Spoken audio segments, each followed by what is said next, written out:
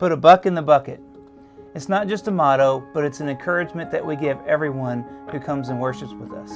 Each Sunday when you come in, you see these blue buckets by our doors, and our encouragement to you is to put a buck in them, because the money from these blue buckets goes to help people in our community and to bless them through projects and other needs that they may have.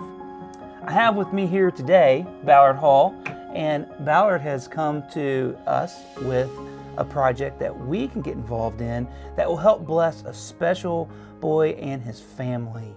So Ballard, why don't you tell us more about that? Yeah, for sure. Thanks, Chad. So I came across a family, well actually they came across me probably about a year ago, and they was looking for me to just do a foundation for them. In the midst of going and looking at this project and finding out more about it and being told the backstory behind it, really, it just touched my heart to get more involved. I didn't want to just do the foundation. I didn't want to just say, okay, there's that and good luck with the rest of it. And so once I was told the backstory, Chad, I talked to Trish, Chance's mom, and I said, hey, look, I really want to make sure this project gets done for you. I want to make sure it gets done right, and want to make sure it gets done, to the exact specifications that Chance will need it to be done so that he can have a more sustained, fulfilled life, even with his adaptations, because anybody knows about that is definitely me. I live with, a lot of different things every day, and so I just couldn't pass on that. And, really the bigger thing for me was looking at, when I lost my career as a Marine, I was devastated, and I've been trying to figure out for years, why, And so, coming across this project has really been eye-opening to see that, God's put me in a position with my skills and talents now to still bless people and be the hands and feet of Jesus and take the skills that He give me in this career field and bless this wonderful family.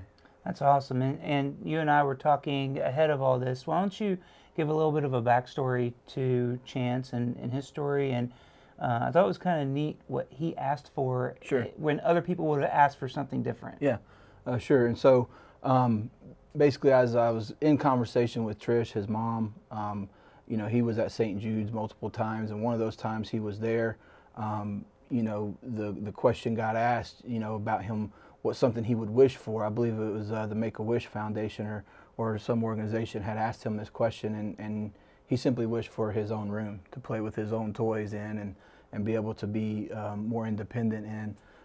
And so obviously I don't think the Make-A-Wish Foundation does those sorts of things, but needless to say, his mom is all the Make-A-Wish Foundation that he'll ever need. Yeah. And so she said, well, we're going to get right on this. And they did. And there's been some other downfalls in the process. There's been a contractor that was involved before that didn't really pan out. There's some, story to that. But besides all that negativity, I wasn't going to sit there and just let it go by again and disallow this from happening. And so when most kids would have asked for a trip to the beach or a trip to Disney World, Right. Chance has asked for his very own room. Because Right. What's the situation at his house right now? Yeah, so they live at a home over in South Knoxville. I'm not 100% sure, like all the ins and outs. I'm sure Trish could fill that in, but I know that the space that they do have is not necessarily completely ADA compliant for the things that he needs, and that's why the room was designed the way that it's going to be. That's great. So we have in studio with us right now, Trish and Chance, and so Ballard, I believe you have a question to ask Chance about this new room of his. Right. Hey, Chance, when your brand new bedroom gets done, what's going to be your most favorite thing to do in it? Probably play with all my toys. Play with your toys? You think I could come play with your toys with you? Yeah, Okay, I'm not a very good toy player, but I can try. I got like maybe 200 toys. 2,000? Lord have mercy. I ain't never had 2,000 toys. Yeah.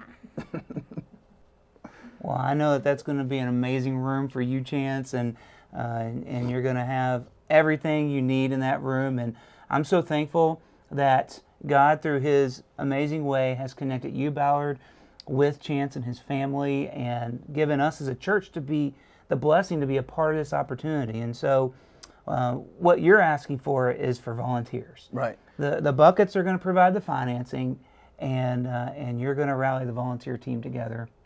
And how are we going to do that? Right, yeah. So I have a team of professional contractors that's already kind of started the project, to include myself, and then there's some additional professional contractors that are still in the lineup, if you will.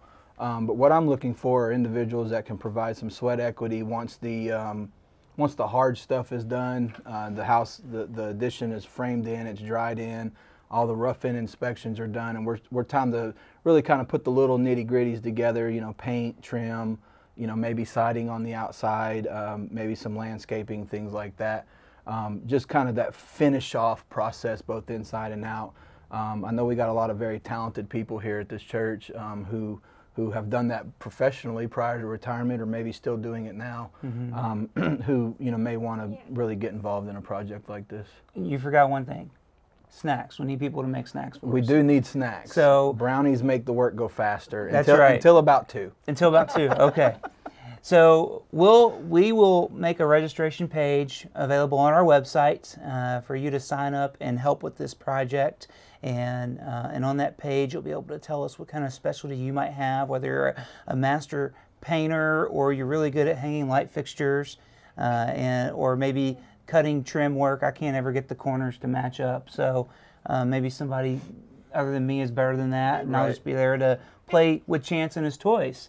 But be looking for that. And again, let's just thank God ahead of time for the opportunity to work with Chance and his family, and to make the kingdom that much bigger outside of the walls of Seymour Heights Christian Church.